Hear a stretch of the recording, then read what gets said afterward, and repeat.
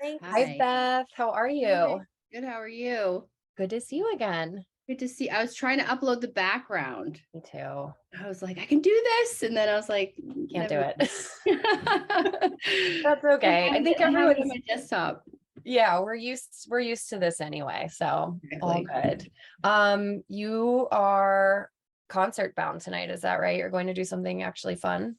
I'm going to see Florence and the Machine tonight at the Garden. I'm so excited. We've had the tickets for months, so I've never seen them in concert, so I'm really, really excited for it.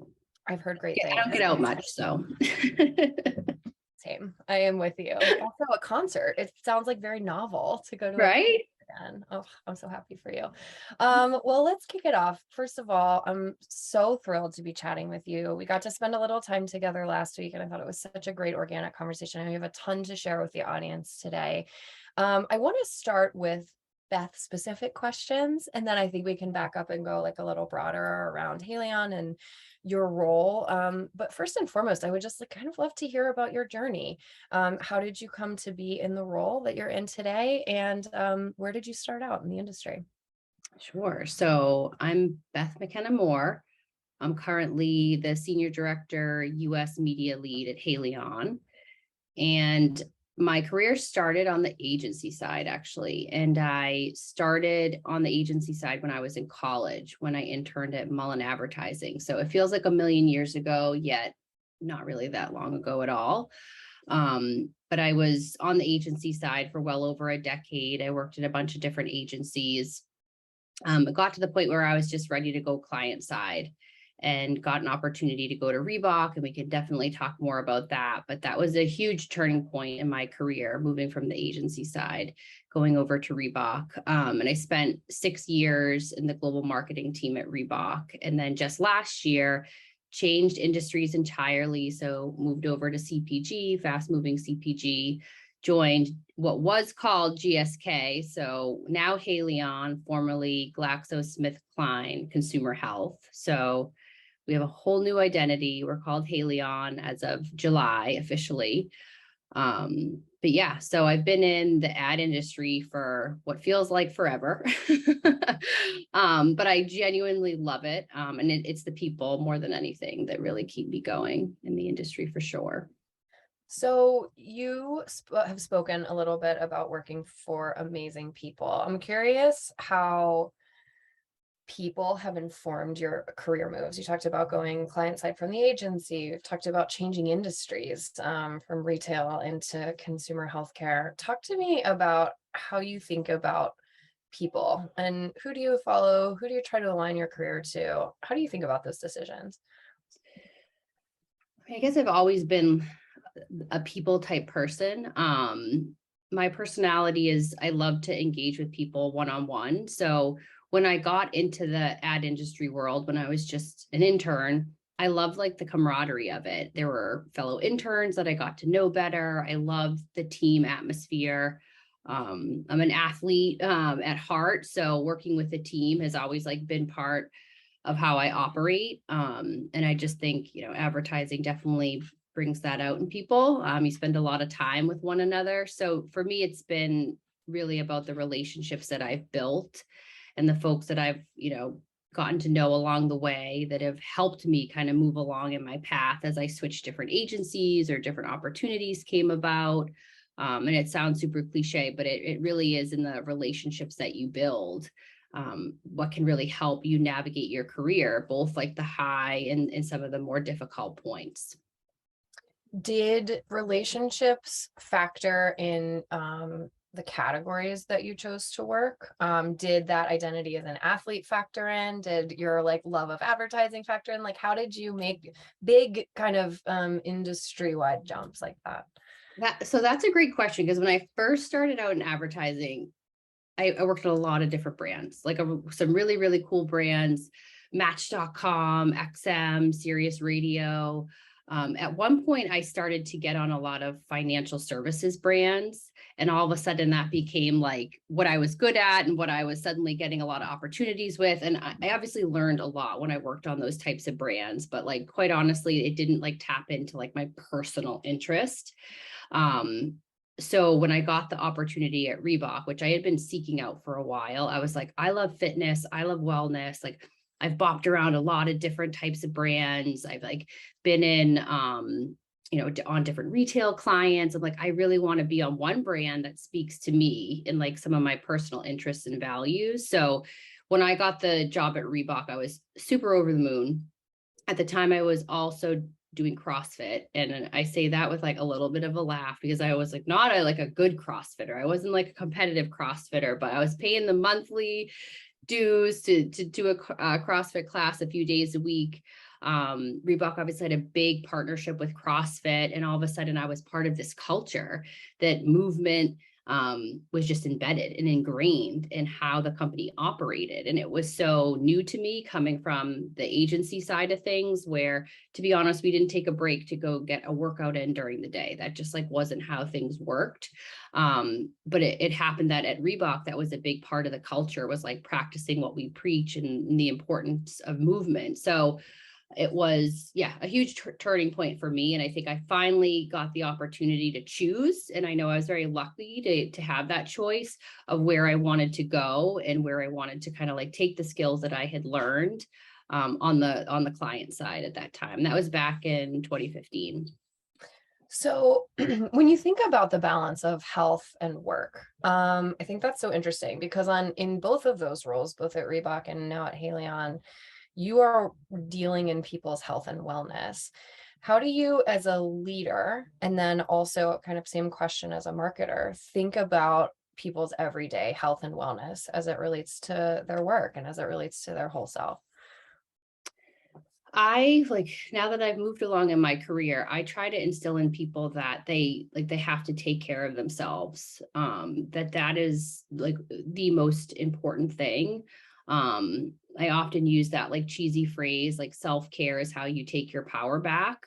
And I believe that now more than ever, because when I moved over from the agency side, I was very burnt out. Like I was having I was having a hard time drawing boundaries with work. I knew that I needed to kind of change how I was operating. And I got that opportunity at Reebok because part of the culture was, hey, you can step away from your desk, go get some movement in. We're not telling you what you have to do. You go for a walk outside. You could go do CrossFit if that's what you want to do. You could play basketball. And because then all of a sudden I had the permission and honestly like the expectation to do it, I started to realize how much healthier I felt, how much more mentally clear I felt, and that I was a better teammate because I was doing those things. And you're like, oh, this all totally makes sense. And now there's all types of research. We know that like taking a break is better for your productivity, is ultimately therefore better for business.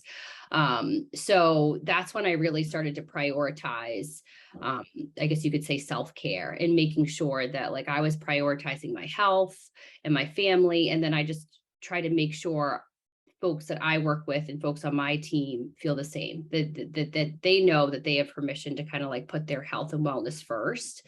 Because when you do that, I think everything else follows. So yeah, it's just a big part of how I operate. And Brene Brown is somebody that I followed for a while, a thought leader that I really gravitate towards because she talks a lot about empathy and leadership and the power of vulnerability. And I learned over time that that's the type of leader I want to be. I'm a pretty real person, at least as far as I'm concerned. I like to be myself. I like to be honest about things. And I think part of that is saying, hey, I need to take a break. I need to step away. If it's, for instance, this week I could have traveled to Haleon, but I stayed home because it was my daughter's first week of school. And I was like, I know what's best for me and my family is that I'm there. I'm there for her first week of school. It means so much to me, these little moments. It doesn't mean that I'll always get to do that. Like, I have responsibility as a business leader, but I just try to instill in people on my team that I want them to take care of themselves. And like, really, I do believe in like putting the people first, and like people and performance, business performance are on the same playing field. You got to put them as equal. Like we have a business to run.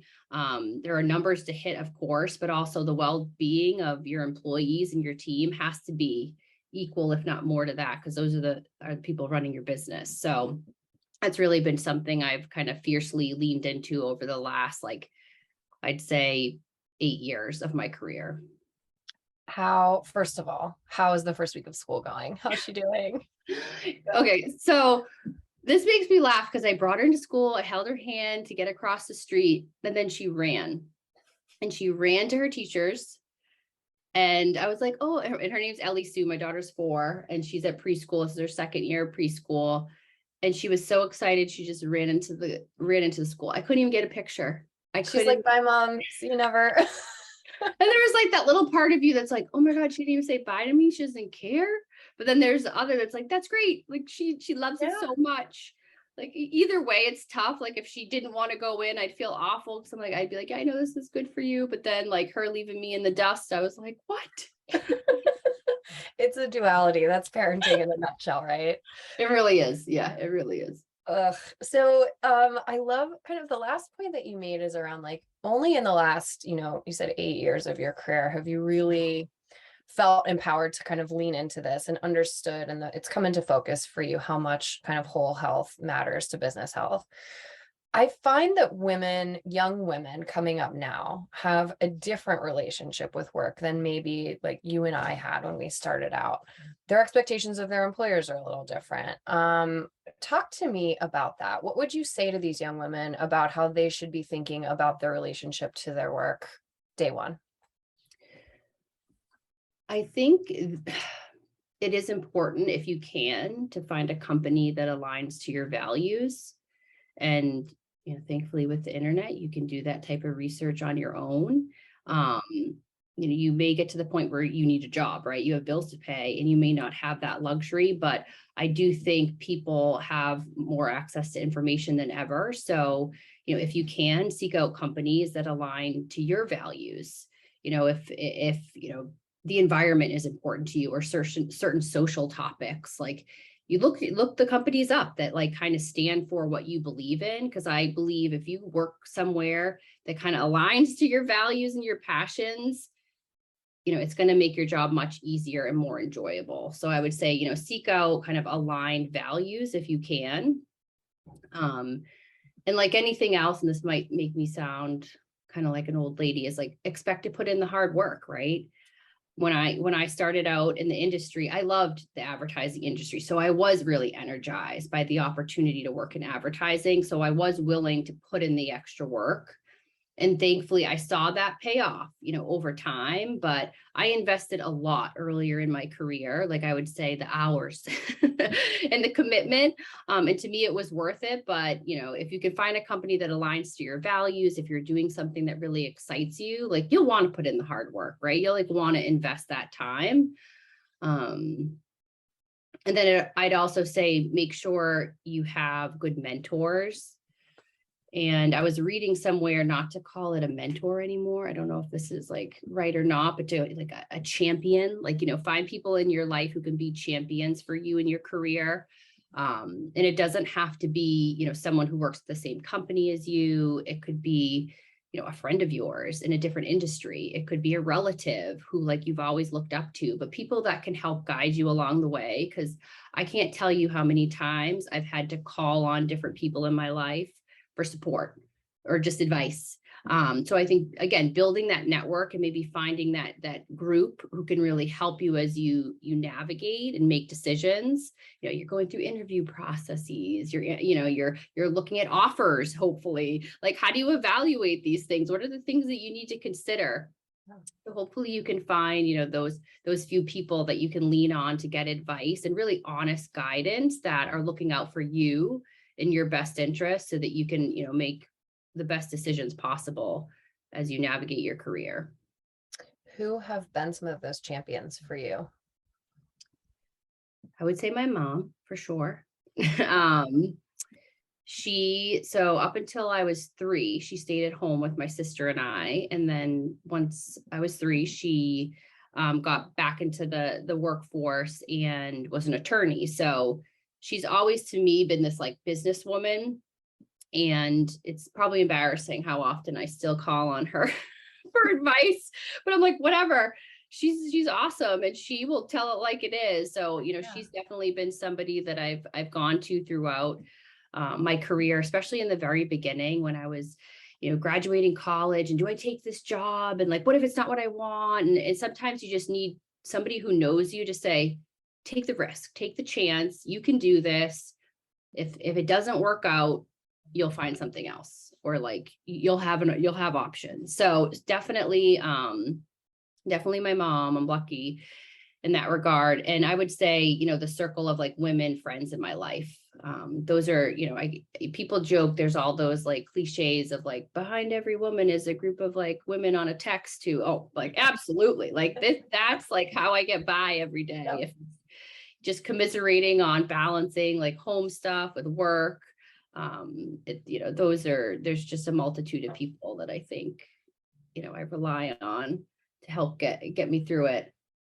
Talk to me about, have you ever had like bad advice in your career, either uniquely gendered advice or just advice that didn't ultimately serve you well? Yes, I feel like we all probably have. One thing I remember hearing, I wouldn't say earlier in my career, but at a point in my career was like, be confident. You need to be confident. Classic. And that would really shut me down, because I'd be like, I'm not confident enough. There's something wrong with me. But I do think there's a difference between like being confident and being competent. And over time, I started to accept more about myself, that, I'm not somebody who like loves getting up on a stage and presenting. Like I'll do it because it's part of the job, right? It's often part of like what we do. But for so long, I would like push myself to like, okay, have the confidence, do this. You have to like fit this certain mold. And it was very uncomfortable for me, because that's just not who I am. So there's a bit of like, I came to accept the things that I know I'm good at and the ways that I flourish. So I just don't think it's good advice to tell someone to be confident. I think it's, how can you, hone your skill set? Like what type of, resources can you dig into to improve, if there's something that you need to work on, or an area that you want to understand a bit better. But like just telling someone to be more confident, it's like telling someone who's mad to calm down. You're like, oh, it's like the opposite. I will not calm down. I will not. I do that to my daughter. I'll be like, you need to calm down. I'm like, she's going to get worse. But, those types of comments where you're like, you almost feel like you're expected to fit some mold. Yeah. And then all of a sudden you're like, wait, I'm actually not that mold. And there's a little bit that I wish I could, but frankly, there are things that I'm good at, and like, let me lean into those things and let me own that. And that will actually build your confidence when you really accept the things you're good at, and that you may bring something different to the table than someone else. So was there like an age or a level of seniority that you finally achieved that? Is it a journey that everyone has to go on individually? Like how do you think about arriving where you've arrived there? I think part of it was just like the journey. Yeah. Definitely. Some of it was like, as my husband and I began to navigate building our family and going through some personal challenges, like all of it kind of collides when you're also in like a fast-paced career. And it became clear to me the things that like were important to me and the things I needed to prioritize. It became clear that I do like to work. I was like, I love my job. It's a part of my identity. Like, I'm not going to apologize for that. Like, I'm like a working mom, as they say. And I love being a mom. I love being a present mom, but I also like my career as well. So I think it's just been time for me. And yeah, probably also listening to other leaders and kind of absorbing bits of things that resonate and being like, oh, that works for me too, or that's something that I want to make sure I uphold as a value. I just needed, I think a chance to really grow up more. And it took time and it took experience. But I think the biggest change, came when I left the agency side and got onto the client side, where at least for me, and maybe it's because I actually had more time to sort things out. When I worked on the agency side, I worked so much that I'm not sure I gave myself the opportunity to step back and reflect on things as much as I probably needed to. And I got that chance, I'd say, once I moved over to the client side, because I did have better work-life balance. Like, that's the truth of it. I So, hope that, and I'm sure there are lots of young women in your network that you champion that are at the agency who can maybe benefit from your lived experience around creating and finding that balance for yourself. yeah. That's exceptional. So you touched on that you were building a family and building your career at the same time. It's a balance a lot of us have to strike. Serena Williams famously, her beautiful piece last month. It's no one is immune when you're thinking about this. And Haleon recently made headlines with an incredible benefit extending all employees 26 weeks of paid family leave. This feels huge. Arguably, this is industry leading. I'm curious how it's felt internally, how it was communicated. Do you know anything about the way the company arrived at the decision? Just how are employees feeling about it? When it hit the press, that's the first time I had heard about it. Wow. And I was so excited. And the truth is, it's not something that I personally will take advantage of, but it's such a stance for a company to take that Haleon is invested in families. Like Yeah. I was just like, this is awesome. And I wanted to like message everybody, like, did you see, this is fantastic. Like this is what companies should be doing. These big companies, I believe where, if it's our government, whatever it might, that is not stepping up, like how can big corporations help their employees and help them prioritize family? So to me, it was an extremely meaningful decision, an investment for the company to make. And it is progressive, like, it's somewhat sad to realize that, but it's progressive because it's both parents. It's regardless of how you grow your family. 26 weeks of paid leave. It's, and actually Reebok had a similar policy when I was there at the time. And it was one of the reasons I stayed.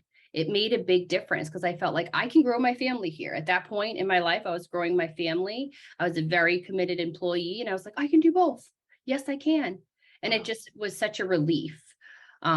So I think people are excited about it, regardless if it's something you'll directly, be able to benefit by or not. And I hope it helps, set a precedence, helps other companies also kind of get on board offering their employees this type of benefit. And it's not just about the quote unquote maternity leave, it's also paternity leave. It's both parents having this equal time to be able to be home with their baby. It's so important. And that time goes by so fast. It's insane.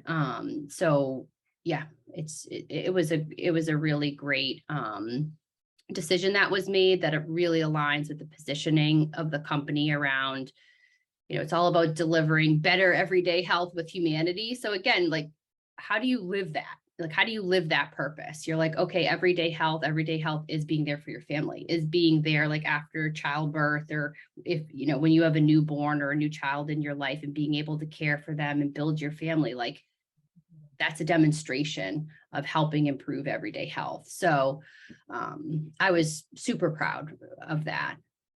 And I'm This glad. ladders back to kind of two things you've already said today too, which one is that you can seek out companies that are values aligned. So what an amazing recruiting tool for them. I'm Yes. sure that Yes. wasn't lost on the company. And then I think too is happy, healthy people make a healthy, happy business, right? And so it's like there's that halo effect of you feel energized by this, even if you don't directly benefit from it.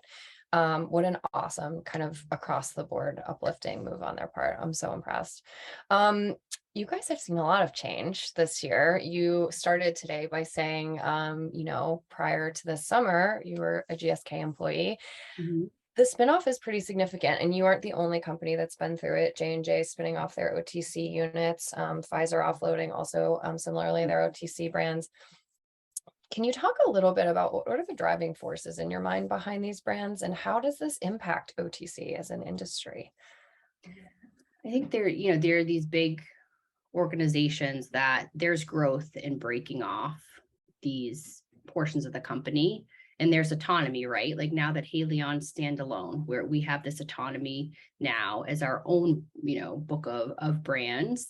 And OTC has grown significantly, especially like many industries have over the last few years. And a lot of that has to do with people are more cognizant of their health more than ever. Yeah. And also like alternative means for treating themselves outside of, going to the doctor, because that can be more challenging.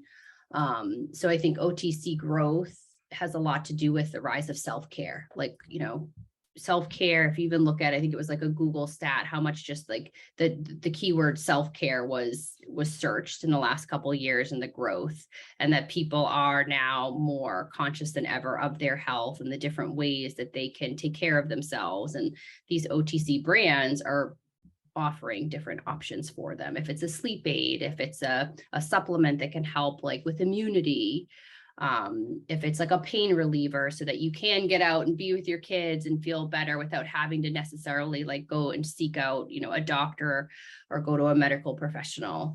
So it's a really exciting time to be in the industry. I mean, I didn't know this when I joined what was GSK Consumer Health, just the size of the portfolio that Haleon has. So it was a learning curve to me to know that there are over 20 brands in the US, everything from Advil to Sensodyne to Tums to Chapstick. And you're like, these are really cool, everyday iconic brands that people, they're talked about in pop culture. So I do think we have such a unique opportunity with such a diverse portfolio of brands, and the fact that people now more than ever are more like in tune with their health, and like that, thankfully we have more control over it, right? Because we have more access to information than ever before, which can be detrimental. Don't get me wrong. Like I can get into a Google rabbit hole myself, but access to information, and even like telemedicine, access to like, professional support if you need it. That people know that it's not just like about your physical health, like your mental health, your social health, all of this stuff is interrelated. So it is an exciting time to like be in the industry. And, one of the other reasons I joined Haleon is the positioning about bringing everyday health to consumers and like really leading with purpose. And I see us doing that and being able to do it. And the offering our own employees a better, benefit, the 26 weeks of paid leave is a demonstration of that. So it's for instance, why I joined Reebok at the time that I did. I believed in like the power of movement and how that could help, you physically as well as like in a community sense. So I think, again, finding a company that its purpose resonates and you're like, okay, I can really do something with this. And we're honestly just at the beginning in many ways, because the company just broke off in July. So July was when Haleon was officially launched on the London and New York Stock Exchange. So it's a really exciting time, and it's a unique opportunity to be at a company that's demerging and spinning off on its own and like now building a new identity. And yes, there are other like, companies in the space doing similar things, but right now, like we are the largest, global OTC provider. So it's this really exciting opportunity that we have. What has been difficult about the process? What has been challenging or surprising? I would say, I don't know if anything's been surprising, because I came from an organization that was always going through a lot of transition. So I was somewhat prepared, but like anything else, it's just balancing like all the change, right? It's just accepting that we're in like this state of constant change. And like when it feels overwhelming, and oftentimes like, so I lead the media business in the US, we partner with Publicis in the US. We'll talk about like, we're making progress, right? Like there can be little things that feel monotonous or, confusing. And we're like, well, we're making progress. Like, let's like take a step back and make sure we acknowledge the steps that we're taking, and that things aren't going to be figured out overnight, right? Like all of a sudden this isn't going to be all figured out and we have everything, running exactly how we want it. So it's that, it can be overwhelming during a state of change, and, couple that with all the macro factors that everybody has to worry about. COVID just being one of those things, is like, being at a company that is going through change, and that on top of it, you're like, okay, like there are times that like you need a break. Like I'll talk to the team, I'm like, give yourself a break. Like if you need to be done for the day, be done for the day, because, everybody's working really hard and there's a lot on people's minds. So it's just being in tune with that as well, of when people might need an opportunity to like press pause. I love your instinct as a leader to celebrate the wins. I just wrote down we're making progress. Like it's so simple, but it's so easy to miss. We're all moving so fast and things can feel pretty intense at times. You're absolutely right. To take a pause is essential. So going back one theme, you have talked about how culturally we're more in touch with our health. What are some of the external influences? Because COVID obviously is one major influence. We joked about like anytime someone sneezes now, we're like, what is what is happening? We're a big Theraflu household, have always been. Love Theraflu. More quicker to reach for it these days than maybe have been in the past. What other kind of cultural influences do you attribute to people's overall kind of awareness of and the conversation around their health? So of course, yeah, like you said, COVID just kind of like propelling it, to the forefront. I think social media and just like the access to information and people talking more about different topics. And that because of that, yeah, there's more access to information about your health. There's, you have more access to data around your health than ever before. Like technology is propelling that. There's all types of devices that you can wear to better understand your sleep patterns and then be able to improve them based on that data. So, technology is really changing things, changing the way. So I'm totally comfortable sharing my daughter's a type 1 diabetic. And when you talk about technology, she's on a Dexcom, which is a blood sugar monitor, and an insulin pump. These are two pieces of technology that did not exist, I don't think, 10 years ago. And this allows us to manage her type 1. And it's fascinating because it's data. Like I can see her blood sugar on my phone. Like she's not with me, but I can see that information on my phone at any time because of that type of technology. So it's just fascinating to see what, technology can do for health and for healthcare, because now like this gives her more independence, right? Like she can go to school. I'm watching her from afar via my phone, but like maybe 10 years ago, I wouldn't have felt comfortable sending her to school because I wouldn't, I would have had to gone and manually check her blood sugar. That's the way, like, it really had been done. Wow. So I just see those advances in technology is just so incredibly fascinating for what it's doing for people and like their independence and just the control that they can have over their health. Yeah. Because there's access to data that they used to not have. Like maybe their doctor did. Like, do you remember having to like get your medical records and like, when I get the results to that test and it's like, I'm going to fax it to you. And you'd be like, great, I'll wait 5 days. Now, like you can go in the portal, you can get that information. And even like the other day, I was trying to make an appointment. They're like, we can do this virtually.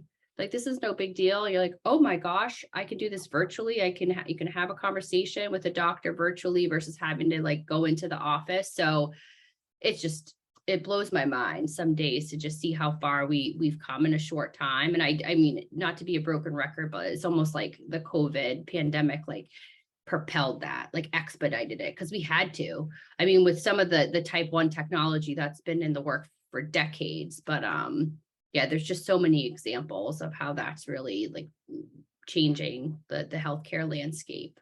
It's an incredible example and very personal. I'm excited for your daughter. It sounds like she's going to have ultimate freedom as a result. So she calls it her superpower, which is really sweet. Oh, so I was like, if anyone asks you what's, because you can see them, like if they're on her arm, she's like, it's my superpower. I'm like, yep, you got it. 4 years old. What a magical age, right? It really is. So can you give us, and this is, you can say now, can you give us any like insider info on like cool stuff coming? Have you seen anything cool coming out like that you might have a first look at? I wish I did. I can't, honestly, I can't think of anything off the top of my head, but I think that another advantage is like to be competitive, and to be competitive in any industry, right? You have to innovate. Yeah.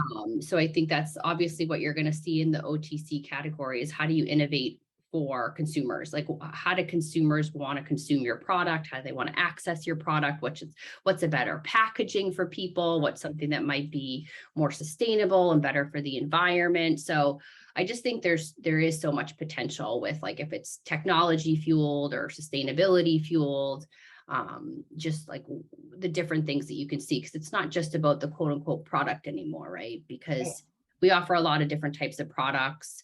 One of our biggest competitions is private label. So it's like, why would someone choose our brand versus a private label if the ingredients are relatively similar?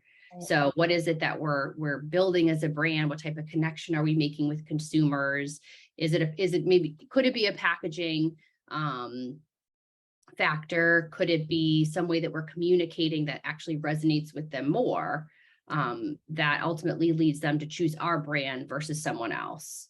So it's constant, right? We're always kind of like any other business thinking about like how we're keeping up with consumers, changing preferences and ways that they want to engage, and looking at that as like a fun thing, which is what kind of fuels me in advertising. Is like, sometimes it's easy to acknowledge, especially in media, just how overwhelming it is with like everything so disparate, like how many different platforms and ways there are to like, access information. And now it's so much more complicated when you're a media planner and evaluating, but thinking of that as like, no, that's really exciting. Like, this is never going to be boring. That's for sure. Right. I'll never be bored. I don't want to be bored anyways. So kind of taking that as like a really positive challenge, that things will continue to change, but that's a good thing too, because it will really keep you engaged and interested. Right. Instead of feeling daunted by it. Yeah. Well, and when you mention private label, you think about also like all of the channel changes. Retail media networks didn't exist more than a few years ago, and now it's an essential part of marketing. Well, we say we're like retailers or media partners are retailers. It's like this ultimate collide. So, and you're right, it wasn't like that a few years ago. It is a different type of landscape, and there's a lot for everybody to learn. But it's fascinating because people are using things like Amazon as their primary search engine. Like, that's how they're going to look for products. It's how they're going to look before going to Google. So it's just the cool thing I like that also is about, you could say, advertising or being in media, is like the answers are like at your fingertips.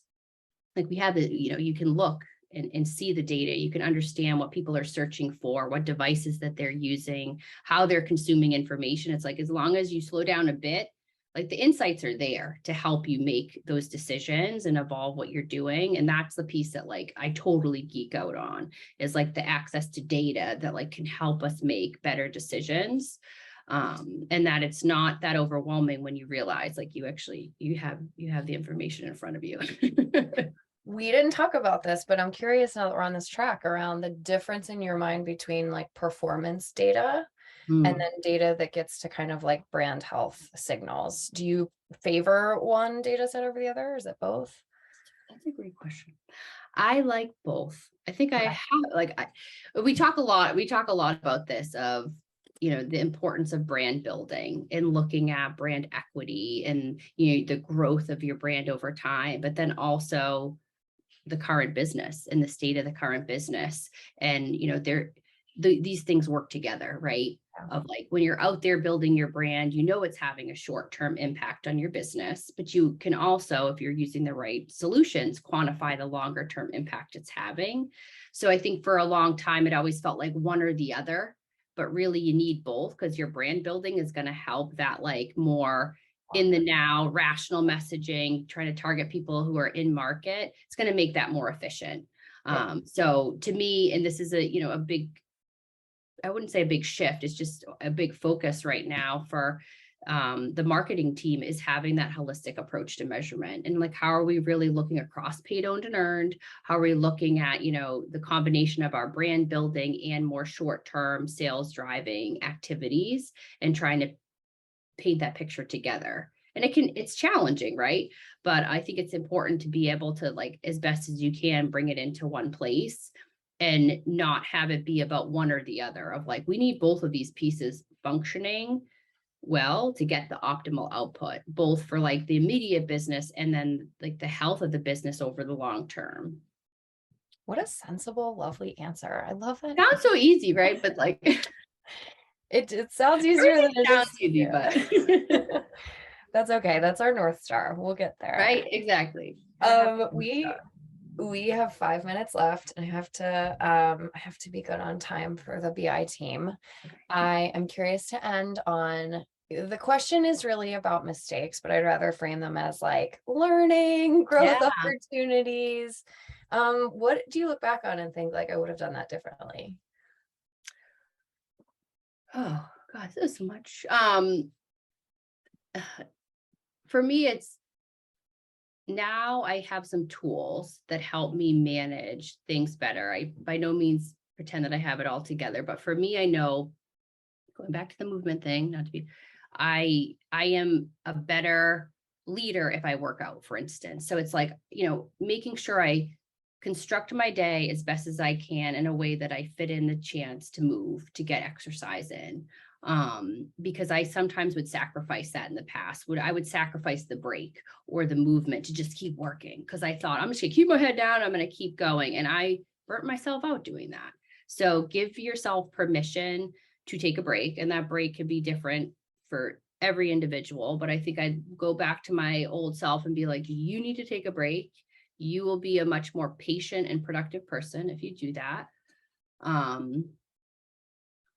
And also like owning up to the things that I'm good at versus the things that like might not actually be my strong suit, and not being ashamed about it, and kind of really being proud of the things that I know like I'm good at, and not like, for instance, the whole thing about stage presenting and whatnot, rather than be like, oh gosh, I have to get better at this. I beat myself up. It's like, it's fine. You can get better at it. You can practice. It's a challenge, but hey, this may never be your number one thing, and that's okay.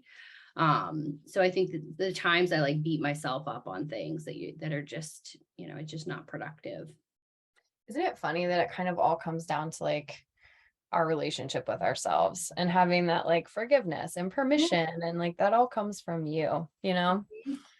Beth, this has been such a joy. You have an amazing way of, I think, giving clarity to concepts that could seem really heady or daunting or big. And I'm so grateful for your time. I'm grateful we've forged this connection. And I hope you have a blast tonight at Florence. Thank you. I appreciate it. Okay, I think that wraps us up.